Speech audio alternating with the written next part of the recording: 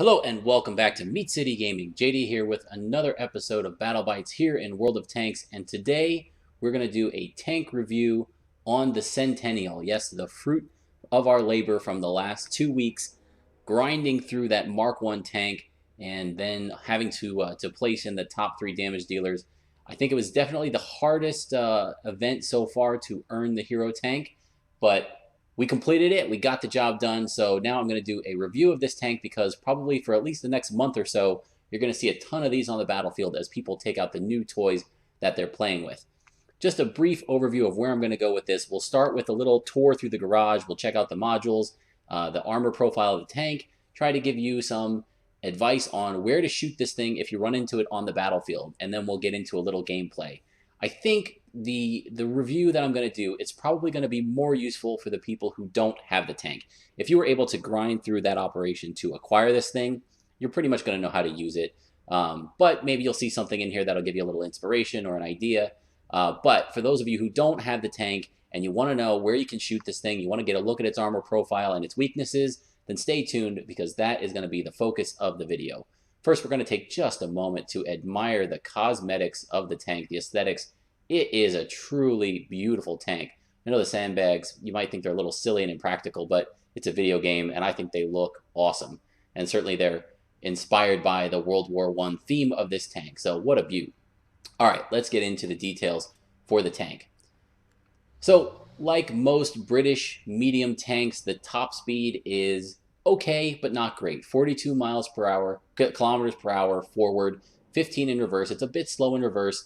It has a bit of a lackluster top speed, but the horsepower gets it up to that speed pretty well. It seems to be not too sluggish in terms of reaching its top speed. It's not zipping around the battlefield. It is a bit more of a brute compared to a darting fighter, but it's not bad. It doesn't feel painful for this thing to get up to its top speed. You can certainly do it in most environments that don't include a lot of very soft terrain.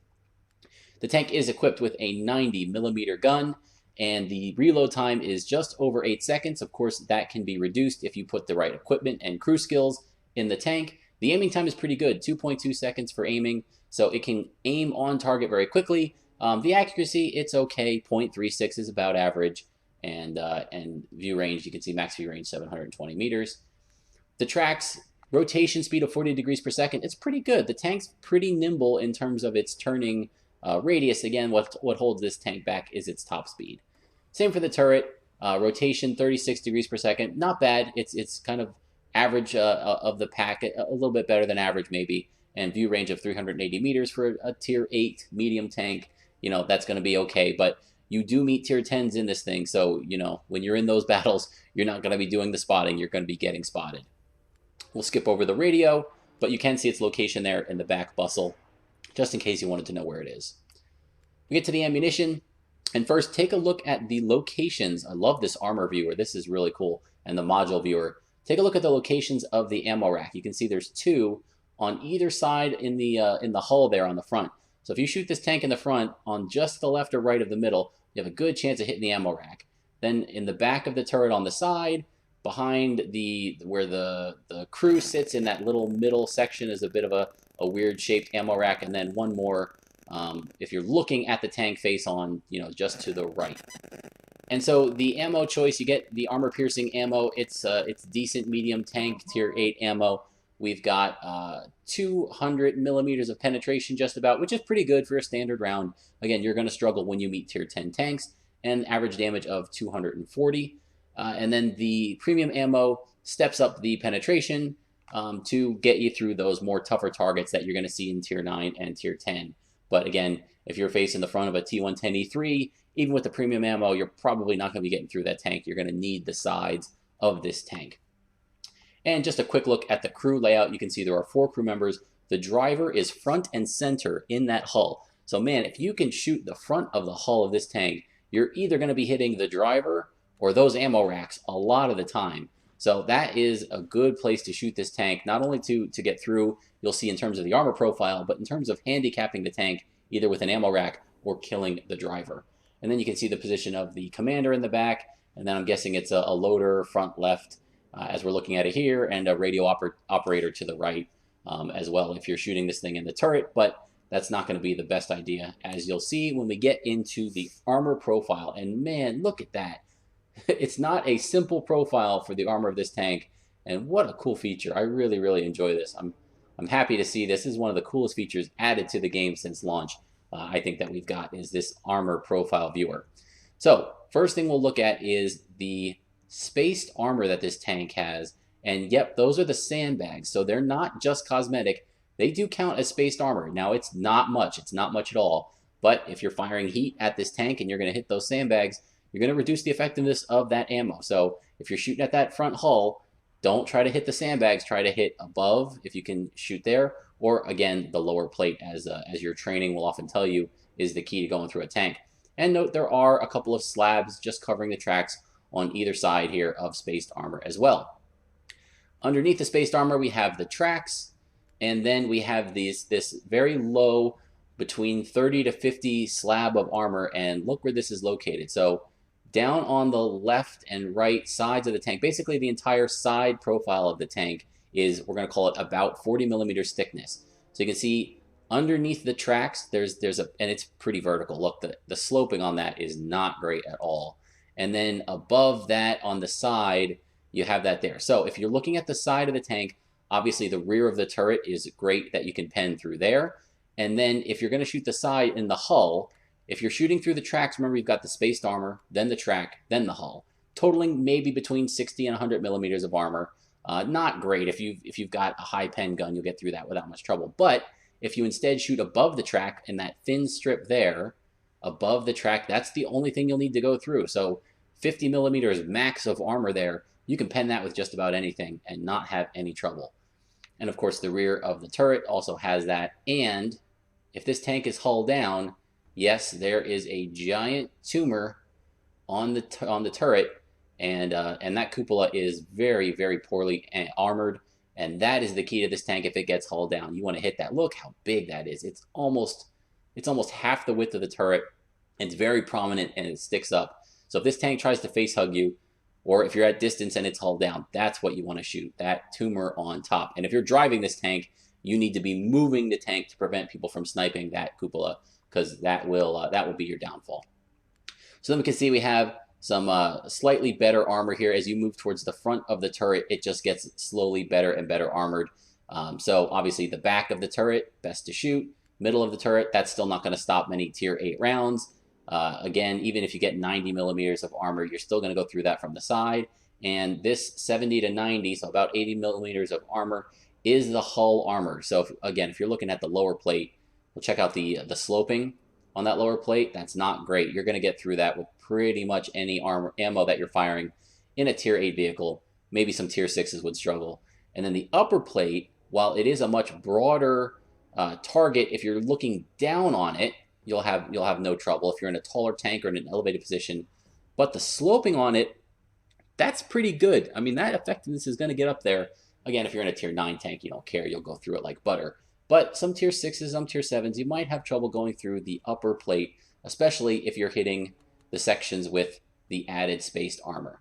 So key is the lower plate if you're looking at this thing from the front, the side strip above the tracks if you're at the side, and then working rear to front in terms of the turret, where you really don't want to shoot this tank. It's an incredible strength. Its best feature in terms of the armor is the front of the turret. We get up to 120 to 160, 160 to 190, and all the way up to 230 plus if you're shooting right at the gun. So don't shoot this tank right here in the front glacis, or the front portion of this turret. That's where it's strongest. So avoid that and shoot either the hull, especially the lower plate, and then the sides and rear of the turret and the tank.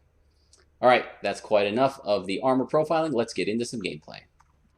So first I have just a short clip. It's not going to be a full battle, just the beginning of one here on Lakeville, where the strength of this tank is shown off. So this is a tier 8 battle on Lakeville, and I'm going to get the tank into a nice hold down position early in the game to try and put out some effective fire on the enemies. So what I'm going to do is I'm first looking at the distribution here of the teams. I know we have a lot of people going to the valley, and I'm trying to persuade a couple more people to go to the town, because I think that it might be a disaster if that many go to the valley. And spoiler alert, since you're not seeing the full battle, it was. But for the point of this first clip, it's just to show what the tank can do when you get it into a hull down position. And so often what will happen on Lakeview is you'll have at least one or two of tanks on each side that will run down the river road in the middle of the map, try to get some spots and try to do some early damage. So this tank is perfect in this position here. The complete hull is hidden. All we have is the turret sticking over, and we're at really long range for anything that's going to be shooting back at us from the other side of the valley. So trying to hit that weak point on top, that commander's hatch, is going to be really difficult because it's at such extreme range. So the tank is in a great position, and I can kind of just wait a little bit here for one of these. I saw two tanks advancing up the middle road, and as soon as one of them fires, I'll be able to, there we go. There we can see the Panther 88, and we can put shots in, and I don't know if you can hear it in the replay. Yep, you can see the markers there. I start taking hits in the hull, and I take quite a few. None of them go through, so I can just use the tank. There's another bounce. I'm just firing, impervious pretty much to the enemies on the other team. I can shoot at the tracks for this guy, take him out, and remove a deadly tier 8 top tier tank, medium tank on the enemy team that's providing spotting and really help the team out in terms of this battle. So again, if this was tier 10, that might not work so well. Those tanks might be able to go through my turret a little more easily, but it worked out nicely here on Lakeville. And now for the main event. This is a tier 10 battle on Mrovanka. Yes, the Centennial can meet tier 10s, and often it will not be a pleasurable experience when you do, because the tank it's a nice all-rounder, and that doesn't mean a lot when you're facing some of the tanks at tier 10 that can just obliterate you, whether it's the Death Stars with their huge alpha, or the Waffenträger Alpha E100 with the autoloader, or some of the crazy Russian medium tanks at tier 10 that could spin circles around you and have double your DPM. It can be tough. So when you're in a tier 10 battle in this tank, you need to know your limitations and know the role that you could play in the battle. And for me, in this battle, I'm going to play the role of support. I don't want to be the first tank spotted. I don't want to be the first tank shot at. I want to help my allies who are in better tanks or in higher tier tanks when they're engaged with an enemy. I want to take that opportunity to engage in the fight and join in on another tank that's distracted so that I can get the shots into the weaker parts of the armor and not take hits in return so that I can be effective. So what I'm going to do is head to the woods here. There are a couple of tanks going in front of me, and I want to try and support them. And so first I'm going to hang back a little bit to see if I can get some sniper shots in, and I get spotted way too early there. That was a mistake. I could have easily taken a big hit there and lost, upwards of a third of my hit points. But thankfully, I get away with it. I'm behind the building, and I'm going to wait until I'm unspotted. And then I'm going to go up and join my two allies who are there in front of the ridge. Now, it looks like it's two of our tanks up front. I see 4 enemy tanks, and we do have another 2 allies behind me as well. So it's a pretty fair fight over here. I did see a Centennial on the enemy team. There's an Object 140, and we do have a Waffenträger behind us. So some powerful guns on both sides. As I approach, I'm going to look for opportunities to take advantage of the enemy. And there, as I'm getting into position, I do take a hit in the side. I think that was from the enemy Centennial. But we see the Tiger 2 here. That is a very heavily armored tank. Now, the other thing I've done is I've preloaded some premium ammo because I know this engagement is going to be a difficult one. And I know there's going to be a lot of big, heavy targets that my ammo needs to go through, and I'm not going to get a lot of opportunities to take a shot. So when I do, I really need it to count. So at the beginning here, I do have the premium loaded. Now, I take a little peek. Look, the gun depression there, pretty good on the tank. I'm able to poke over the ridge, pull one into the side of the M103. Certainly don't need premium for that, and to do a little bit of damage. Now, I see the enemy Centennial, and here we're going to shoot for the side armor. We shoot above the tracks, put one in, and he backs off. Now, I know that that's my cue. Now this M103 is isolated. The Centennial can't really support him. The TD is down to the left, is also not able to see this M103, so I make my move. I jump in, bounce one off my turret from the Centennial, which is fortunate.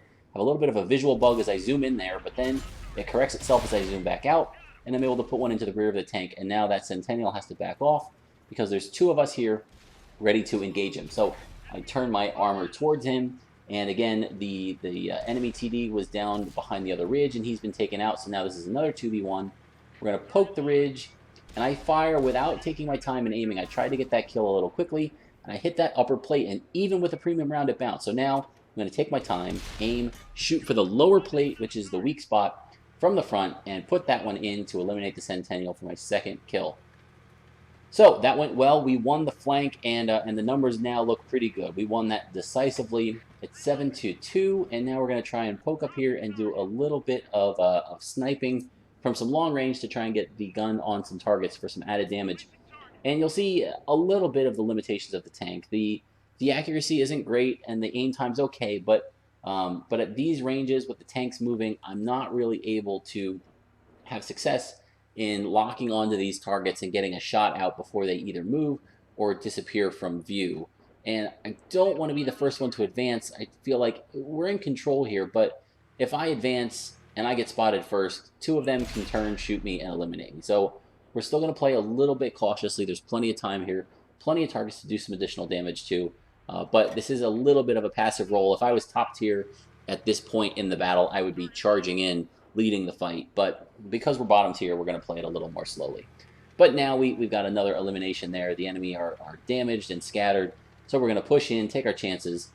And I have switched back to the regular ammo at this point, knowing that we're not going to have any really tough engagements face on. Because of our superior numbers, I should be able to flank anything that we run into. So we're going to advance along the back line. There is an enemy artillery in play, and also we see a couple of enemy tanks hugging down around the GH3 area. So maybe we'll be able to sneak in behind them and get some shots into the rear of those tanks. And a couple of them are tier 10, so that would be some really juicy XP and silver earning for us here at the end of the battle to get some additional cleanup damage in here. So there's 3 tanks left. A heavy, a medium, and the artillery. I'm looking for that artillery. I'd love to get the kill on the arty, but no chance. We don't see him yet. He's probably hiding in the back in a bush, using that camo rating to good effect. And we see the 2 tanks left. They're both tier 10s. The T57 heavy. We fire once on the move. That went in. That was nice. We're aiming for our second shot here. And we put another one into the side of the tank, and for some reason that missed. I think it might have hit a dead tank next to that one. Now I switch to the 140. He's a one hit. I'm thinking I can eliminate that tank, but my allies take him out. So we switch back to the T57 Heavy, put another shot in. The T57 Heavy gets a hit. I'm thinking, oh, this is going to be great. Look how low health he is. I'll get a kill. He's moving behind that husk that blocked my first shot. I put the shot in. It wasn't enough to kill him. My ally gets the kill, but that's okay. And there's the arty. Whoa, we take a hit from the artillery, but it's not enough. And now we get some sweet revenge, taking out that enemy artillery piece. The Russian 212, I believe it was. And we secure a victory for the allies there in that battle. And so you can see that, again, that's not an amazing replay, but I'm just trying to show the tank what it can do, even when it's bottom tier. Even when you're seeing tier 10 tanks, we're still able to do 2,000 damage.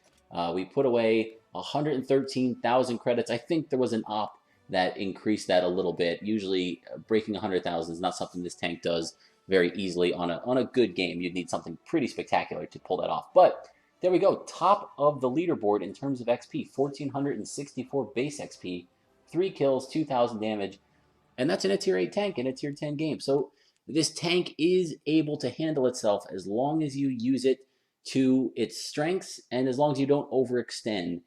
You can be eliminated very quickly in a tier 10 match, but using it in support, helping out your allies in the more capable tanks when they engage, and you can then swoop in to help out. Typical medium tank gameplay. This thing fulfills its role very nicely, and it's a nice tier 8 medium for the British line to add. So hopefully you guys enjoyed that. You found it useful. If you have this tank, congratulations. I hope you're enjoying it. I like it. I don't love it. It kind of fits in nicely with the other hero tanks. They're all very similar feeling, good crew trainers, nice silver earners. So I'm happy to have it. If you don't have the tank, hopefully I gave you a couple of tips on what you can do to challenge these effectively when you see them on the battlefield. I'm sure you will be seeing a lot of them in the near future before the next hero tank comes out and maybe they go back on the shelf when the new toy is available to play. So thank you for joining me. Appreciate you tuning in. Feel free to like and favorite the video. And as always, you can subscribe to Meat City Gaming for future content. Thank you for joining me. I'll see you next time.